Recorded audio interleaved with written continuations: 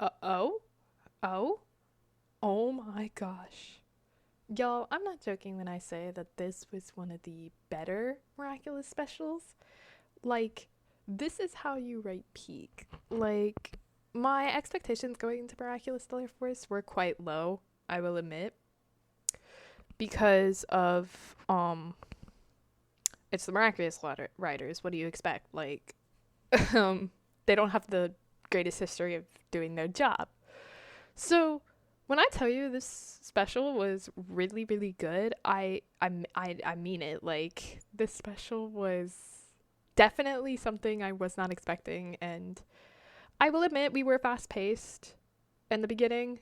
I didn't really like how fast paced it was starting off, but I think that the Stellar Force show when it comes out in 2027, I think, will address all my issues because we weren't really introduced to some of the characters as much as I would have liked. But today I'm just going to talk about what I liked, what I didn't like, and overall just what I thought of the special because honestly, this was pretty good. I won't lie. So, first of all, I like how they included Japanese. Obviously, if anyone knows me, hi, I usually just do Project Sekai content and like rhythm game content and like a lot of like Japanese focused content, like just like focused on, anime and how I like constantly rant about it. But I do like the fact they addressed the whole plot hole of Marinette not going to be able to speak Japanese. And honestly, I feel like we've seen like the Kwamis being translators. And I was wondering why she couldn't do that in the CN special. But then I remembered Tiki was Chinese special, right? It was the Shanghai special. Oh my gosh, I'm tweaking. Then I remembered, oh wait, her earrings got stolen, so we wouldn't have been. I love when things happen like that, and I love that the plot hole got explained. I think someone actually came up with the whole concept of the Kwamis being translators even before this special, so I'm kind of glad that that's how they explained it. Like, it's just a fun gimmick, and it's not a far fetched idea for it to be like that because Kwamis, I think they're supposed to be the universal understanding of reality in the miraculous universe. So it doesn't actually like make no sense. Like it makes sense. Another thing, we address Kagami's past, which oh my gosh, thank you. Like addressing the fact that reason why Kagami was so withdrawn from Adrian after she found out that like he liked someone else is because she's had the same thing happen to her twice at that point. The first time with Kazuno, which, oh my gosh, when we get to Kazuno, I'm gonna yap for hours because I love him. I loved Kazuno. Okay, let me stay on topic.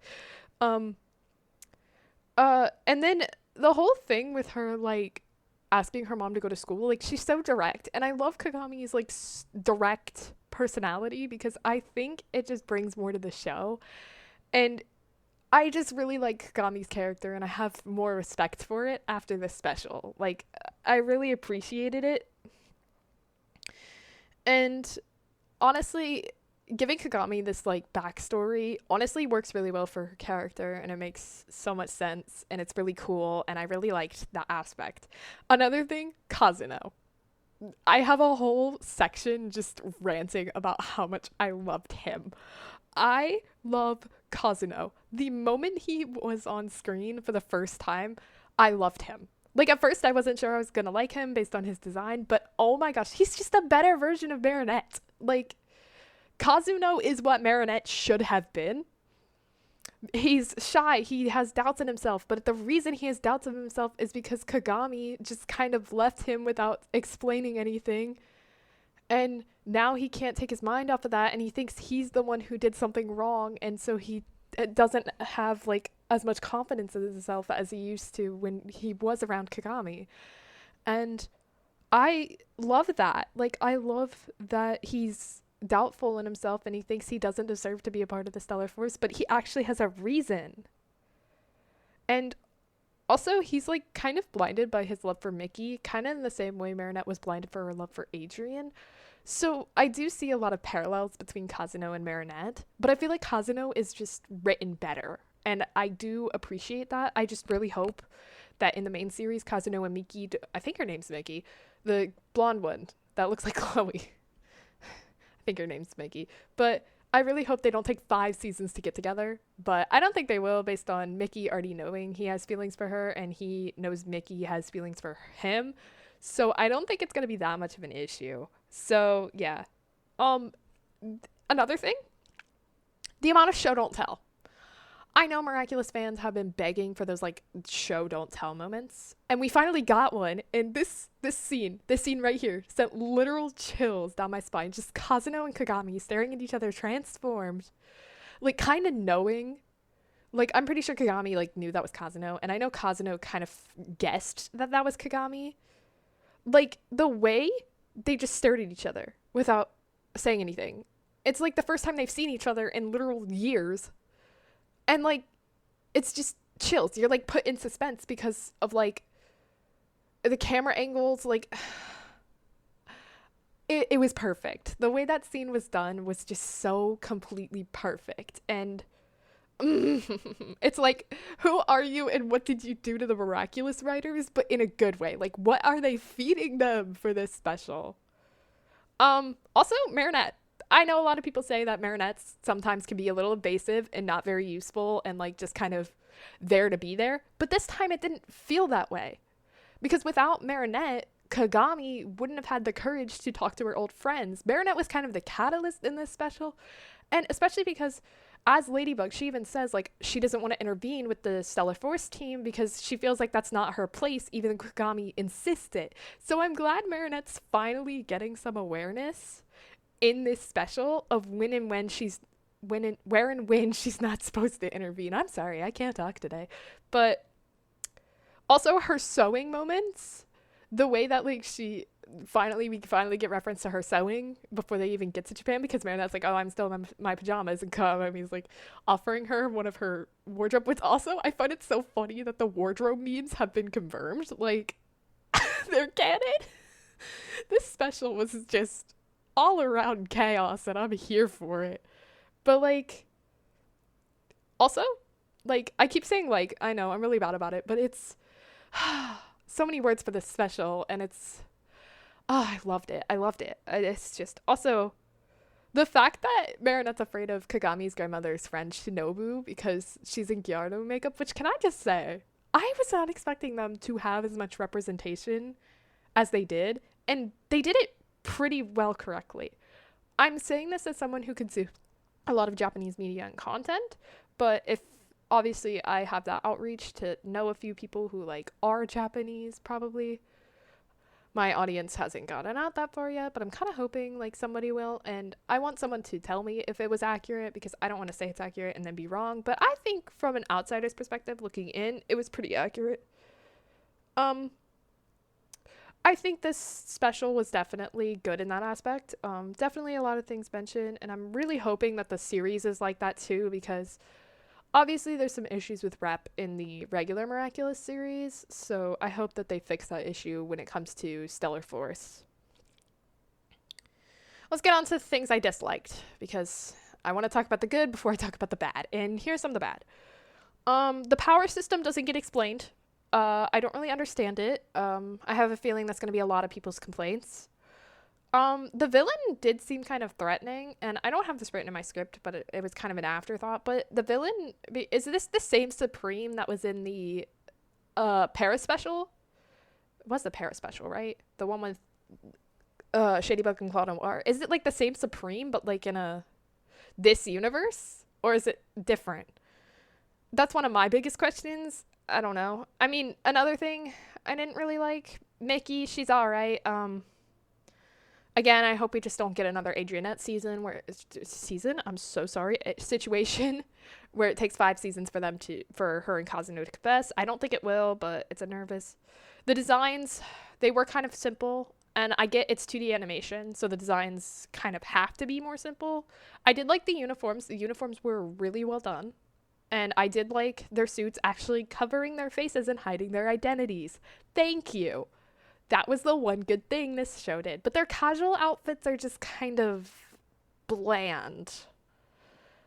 I know it's 2D animation, but like there are a lot of like animes and I'll even say this as someone who plays Pro Sekai. The Pro Sekai MVs and the Journey to Bloom, you see the casual designs done in 2D animation, like, for, honestly, we could have had a little bit more spice, especially for Mickey, who uses one color. Like, I could have been here for different shades of yellow, and it's, some of the designs, they just don't work.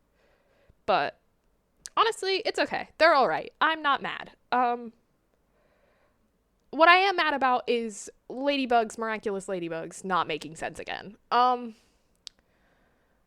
The repair power, the fact that she could repair the damage done from the kaijus, or the people turned into kaijus from other kaiju, I don't know. Again, I don't get how the power system works. They did not explain that to me. But if she could just, like, save people from being turned into kaijus, then Stoneheart in season 1 would not have been a problem. Like, I don't get it. I don't get it. I don't get it. It makes no sense, and I really hope someone else addresses this too, because I need to know that I'm not the only one blowing this out of proportion. But Ladybug's powers make no sense. I think we've already read over this point multiple times. So the ending of the special, I actually really loved. I kind of like how Kagami and Kazuno finally reconcile in each other. Oh, also, another thing I forgot to mention. The parallels between Mickey, Kagami, and Kazuno first meeting versus their reunion as transformed as Ryuko and the I don't know if I think it's Leo and Capricorn, I think are their names transformed. I am not sure. But I love how the way that we, like, have, like, a parallel moment, like a callback to how they, like, first met. I think that's really touching too.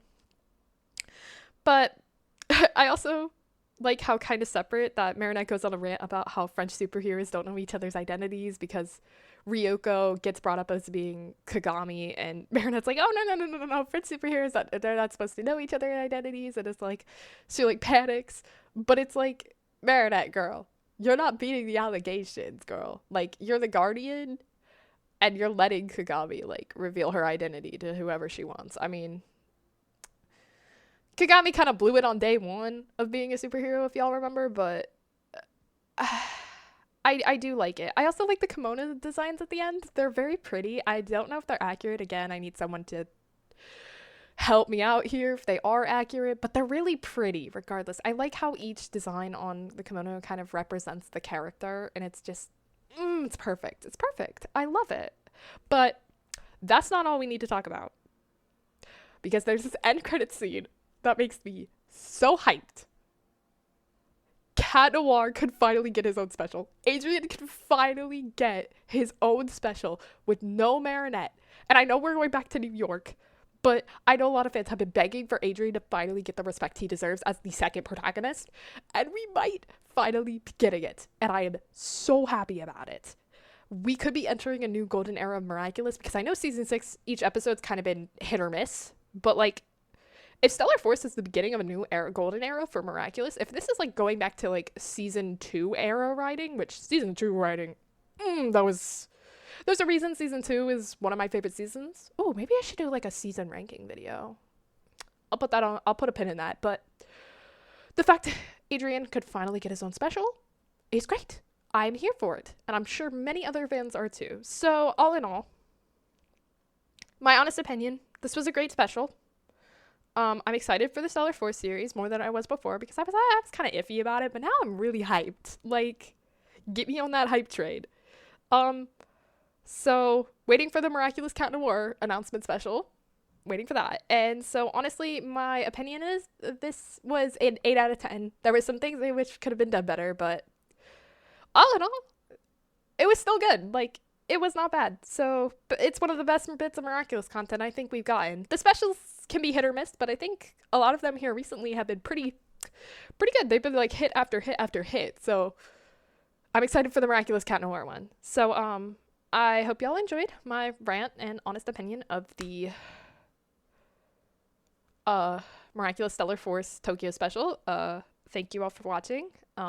Be sure to subscribe for more content like this. I'm trying to, like, balance out my content a little bit more, and I might be returning to Miraculous fandom now because of this. So yeah, I hope you enjoyed. Toodles!